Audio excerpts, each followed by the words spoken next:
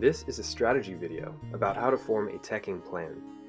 There are tons of things that you need to consider when you get hit to make your tech as effective as possible. So we'll start by looking at the frame data and then go through some examples so you can see how to weigh in the factors in making this teching decision.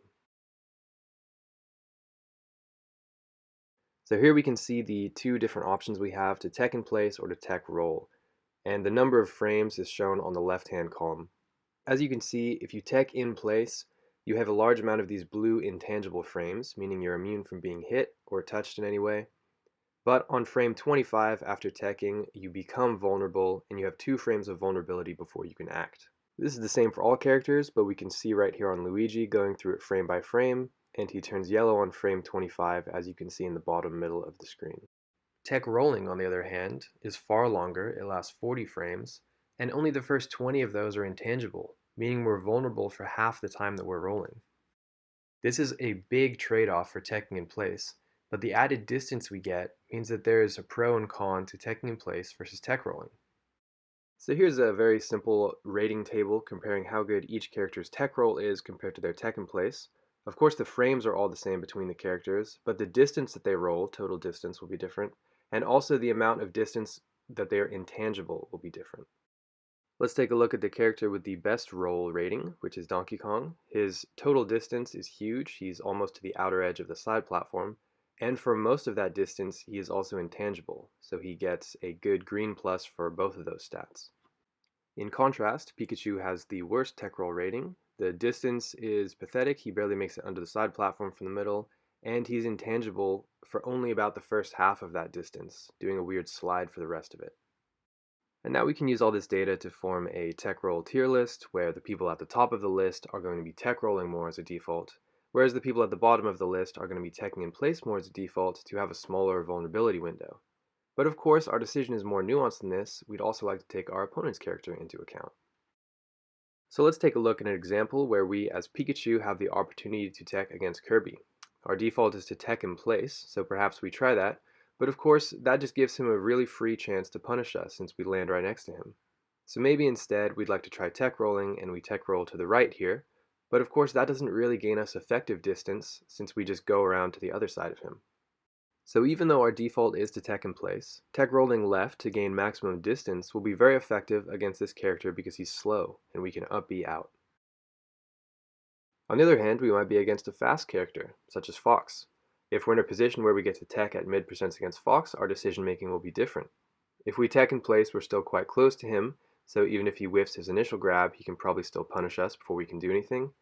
And again, if we tech to the right, we're not really gaining much effective distance, so even if we trick him, this character's fast enough to punish us. Unfortunately, even if we do create effective distance by teching to the left, Fox is fast enough to run and grab during our large vulnerable frame window.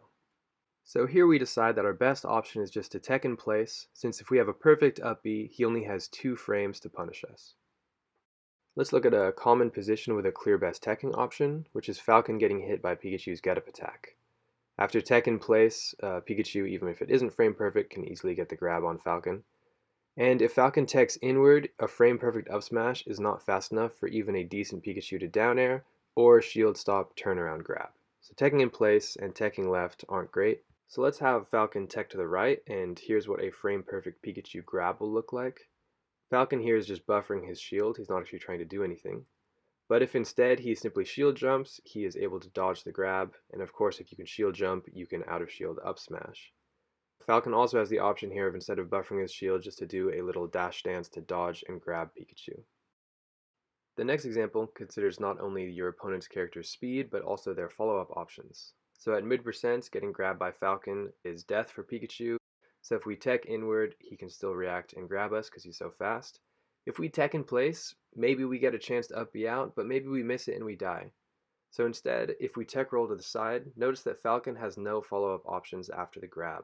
So in this situation, we don't have to worry about our own timing, we can just sort of force the back throw, and now we've returned to a decent position for us.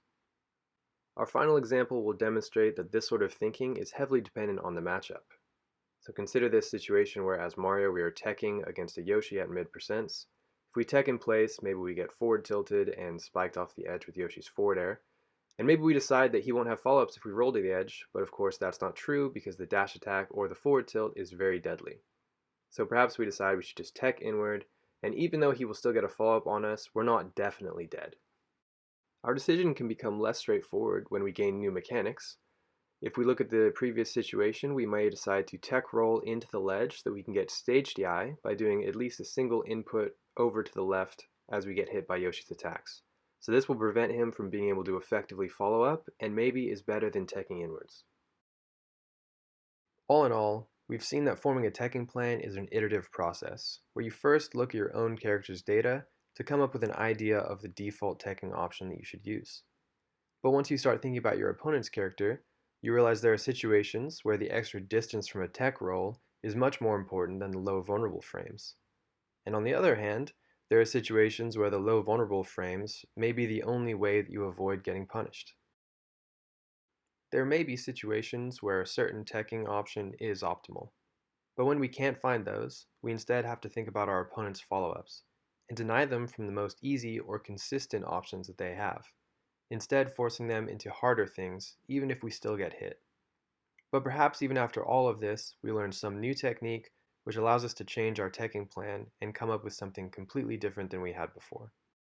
It's important to weigh all the factors in making our teching plan and updating it, and also to occasionally deviate from it to become less predictable.